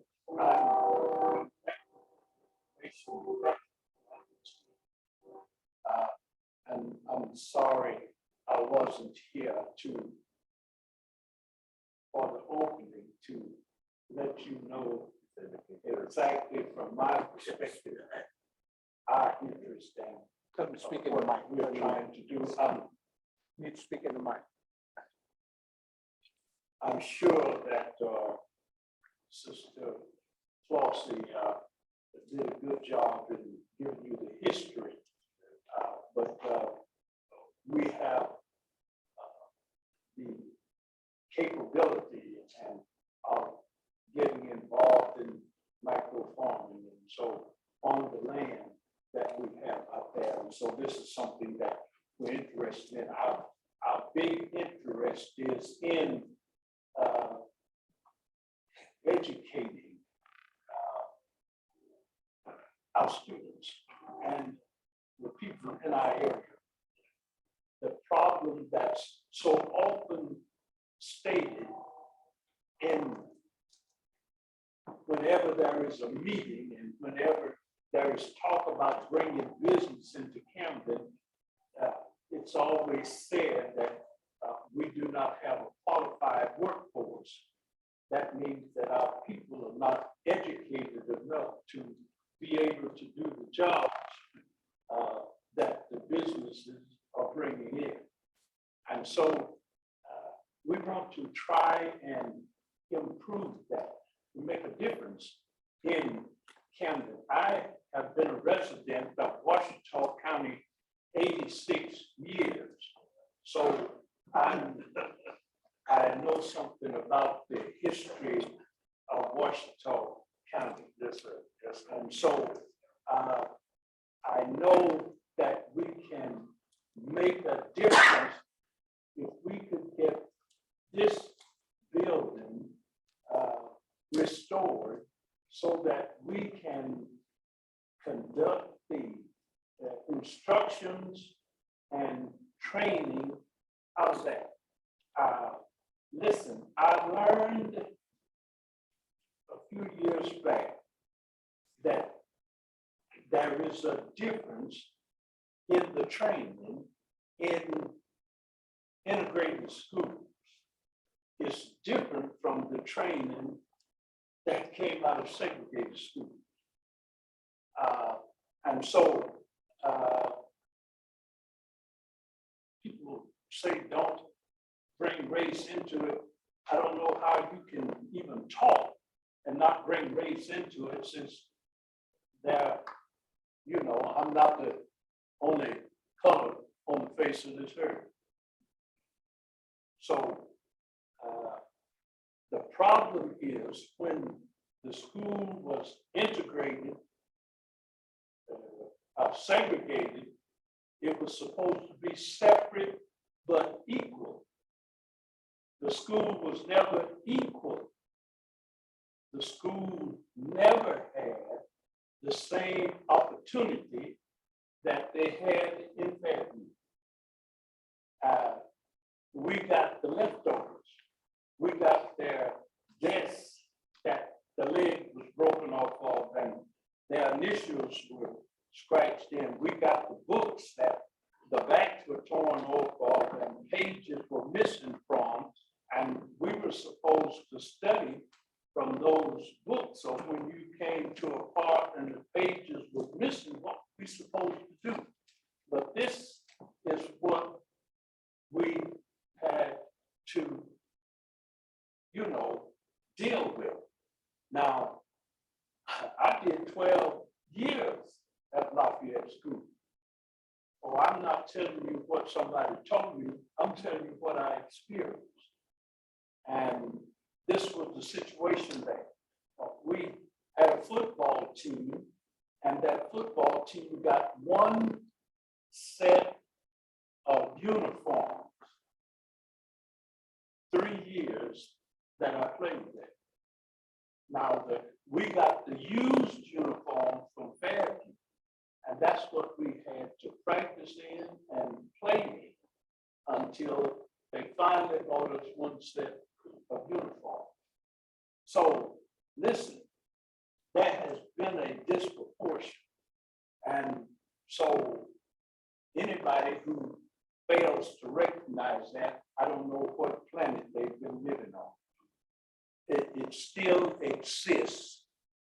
And I don't care what segment you go into, it still exists. And so we are just trying to get an opportunity to train our children ourselves, not put them in the hallway, but train them. I know how to train people that look like me, and I'm not afraid of them. And I have worked with people that don't look like me. I did it for 23 years in the military.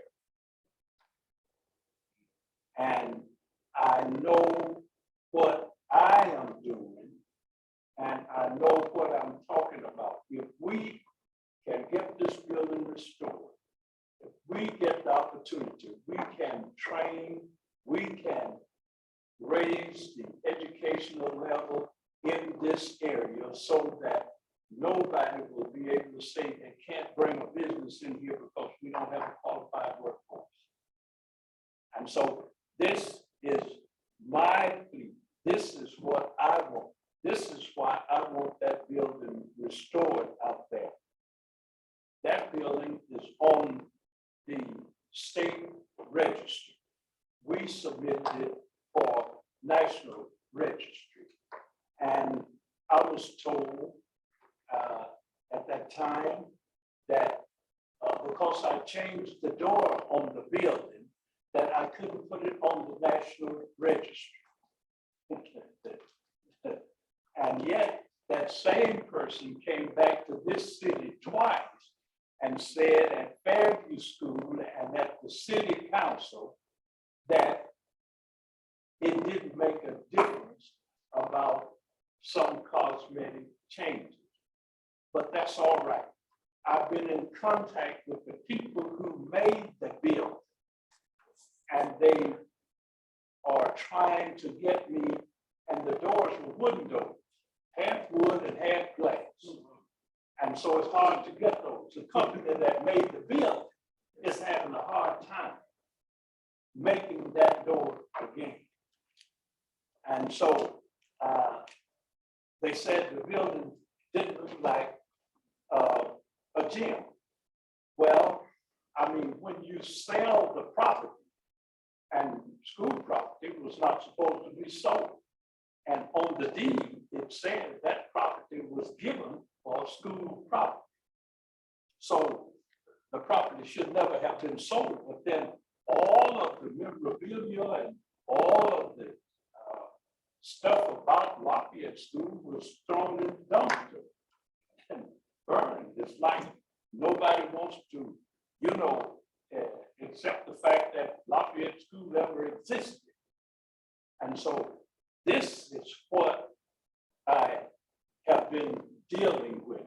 And as I said, I spent 12 years in that school. That school started in about 1928 or 29. And I had the opportunity to live around a lot of those people that started in that school. And they were graduated from that school, and because I've been here so long, some of them have gone on. But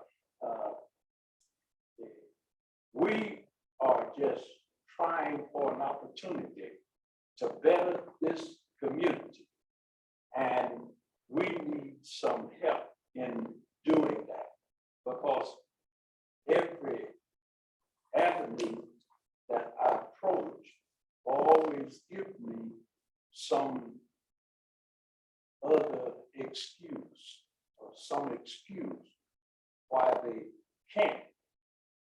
And they say that we can only give you a matching grant. Well,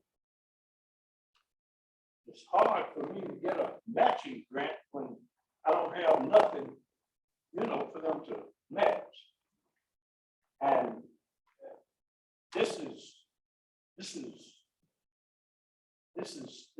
something that nobody in America should be unaware of or unfamiliar with. Jobs and things there's disparity in that. I work on the same job with the Caucasian and do the same job. I don't get the same pay because I'm not Caucasian. And this is a fact. And so there is this problem, and it lasted throughout my 23 years in the military. And so I'm thankful that you came today. I hope that we can meet the requirements and be able to share, enter into this and make a difference in this community. And so that's what I have to say. We have numerous children, youngsters that we can get involved in micro farming and small farming of vegetables and so forth. And so all we have to do is make them aware of what is available to them and let them know they haven't been made aware of this. And so they've been ignorant of this fact. And so now that we're getting this information, it's incumbent upon us to share this information with them so that they can know. And so this is why I'm here today. And this is why I've invited you all. If you could come and hear our statement and realize and understand what it is that we're trying to do. The only thing that we're trying to do is better the community. If we better this community, we'll better this state. If we better the state, we'll better this country. I believe it starts with me. And so I had to get better in order to stand here and say this to you today. I hope that what I've said to you today will make you leave here better than you came. Thank you for this opportunity.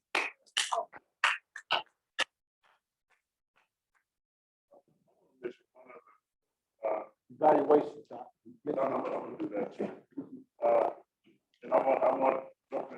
Reverend Ashton, if you would close us out, close us out with your prayer. Yes, Let me say this. As I talked about FSA, I failed to mention one of the other, rural development. We failed to mention one of the, I'm sorry, not rural development. I think One USDA, I'm putting all 17 now. This is on the loan side with Farm Service Agency. Farm Service Agency, and remember that just made me think about it. They also have a youth loan program. They have a youth loan program. And that loan program goes up to $5,000, you do $5,000 against a loan for youth. So if there's an issue, the group say, well, we want to work with you, and particularly they're linked to 4-H, FFA, back in the school and vocational training in school. Such a program that Lafayette, the Lafayette initiative, one you all are dealing with now. Agriculture, when I was in high school, it was FFA, Teach Farmers America, and vocational training, and agriculture, there was an agriculture component of that as well as the other vocational portion of it, because that was a part of the training. Now, I never thought I'd still be doing farm business plans. I learned how to do farm business plans in high school, in FFA, and from that point on to business administration, finance, and accounting in college, and then from that point forward. So, but the youth program on the Farm Service Agency, but the $5,000 loan, I forgot to mention that, you brought that, you said this is the interest you have in the youth. So, very quickly, change of the land, you have the building facility, NRC is here. If it's a matter of designating, you may want to look at as a mission designating a portion of the land, it's 5 acres, whichever, as a demonstration agricultural vocational site for micro-urban farm. Then if you're going to designate have that, first get a farm number for your site. Farm Service Agency, get a farm number. It doesn't change anything, that's like your address and anything else. We are on roughly 300-acre site. We have a farm number, we have a community conference center, our training facility, and we have a Head Start program, all on the same site. And we have, and we also have a museum, that reference to school back 1919, before we have a museum there, some of the history and all that. So, my point, hopefully, And we'll be following up with this. I know that you, man, those are the housing components we talked about, but from the Lafayette initiative perspective, farm number, NRCS is here.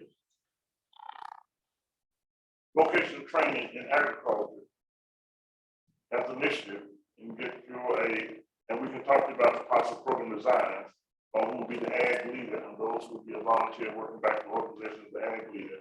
And then what that site could represent, and then putting in the type of micro-urban farm demonstration, what it will look like, and use those resources to encourage both youth and others to understand how to get into the vocational skill of agriculture from a micro farming perspective. But that could be a starting point there. All the resources here today to do that with them, and we're going to work with them. Thank you. The evaluations are here. Mr. Jones said, please complete your evaluation and turn those in. I'm not going to make the statement, Mr. Jones said, do your evaluation and let us know what we need to do better. I want you to do your evaluation and let us know how well we did. But now, whatever we did bad on, let's come back to though. But hopefully what we brought to the community is something that you see as an added value, and we can move on and add even more value from here going forward. Thank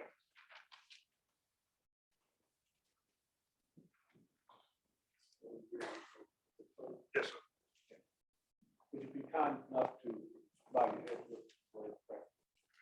Precious Father, in the precious name of Jesus, that we bow before your presence at this time, just to say thank you for another day. We're so grateful for this opportunity to have this meeting, this convening with the